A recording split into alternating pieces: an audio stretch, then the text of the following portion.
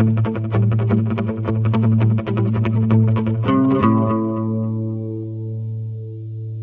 this is Ralph, and in this video I want to use some CSS transform and transition to make a small but interesting effect.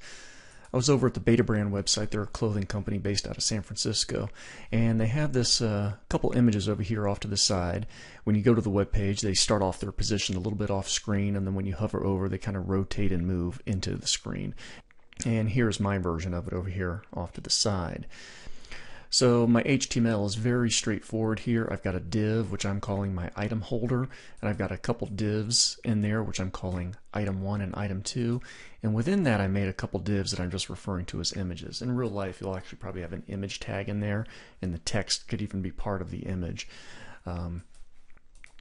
Let's go ahead and get started here, and I'm going to deal first with my item holder.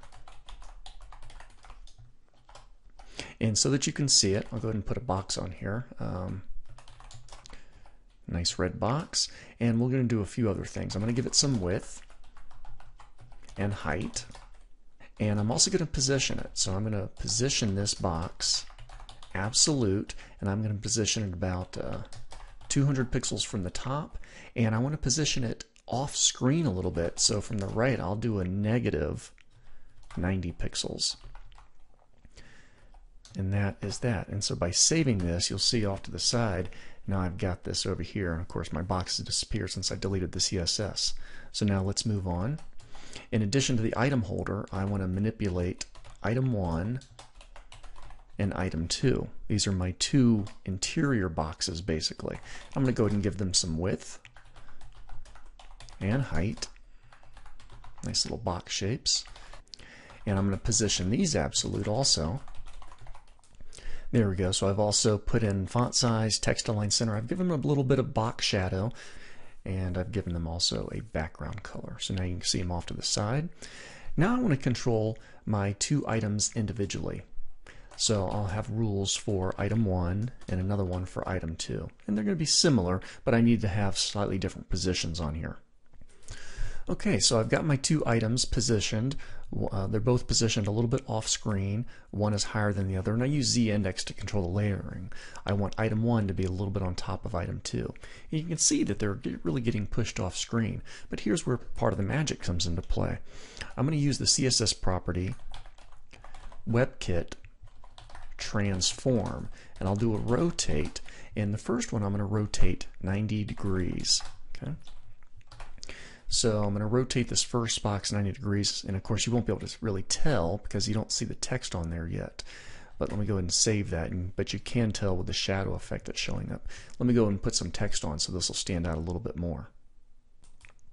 There we go. By putting in my fake images, you can now see that text rotated. Let's try this next one here. I'm going to go to my item 2, and whereas my first item is rotated 90 degrees, I'm going to go ahead and do another WebKit transform, rotate, spell rotate properly. In this one though, I'm going to rotate 45 degrees. So we'll just see the corner. And there we go. So now we've got that rotation going on. Now with that, we're just about complete. Let's take care of the hover effects. So I'm going to have a few items on here. Item holder on hover. When I hover over the item holder, and that's my red bordered box, I'm going to change it a little bit, and I'm only going to change its positioning so it's now 20 pixels from the right. It used to be about negative 90 pixels off screen, so now when I hover over that, see how it just pops right over? There we go. So that's the right idea. We're also going to do item holder hover, but item 1 on the inside. That's also going to change right about 10 pixels. And I can do the same kind of thing with item 2. But I'm going to push that one over a little bit more, and we'll make that about 25 pixels. So when I save this, there we go. They just kind of pop over, kind of getting there.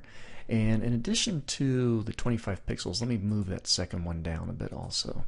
So let's say from the top, how about 120 pixels? And we want to be able to hover over and get a good finished state, and that looks okay. I need to get some rotation on there, which we'll certainly do. We can take care of that. How about WebKit transform? Let's go ahead and rotate. And let's do this second one here, negative 15 degrees, so that way it's going to actually be tilted a little bit to the left. Paste. In this top one here, let's just adjust that about 25 degrees, so it's not tilted quite as much. There we go. So that's a good finished state.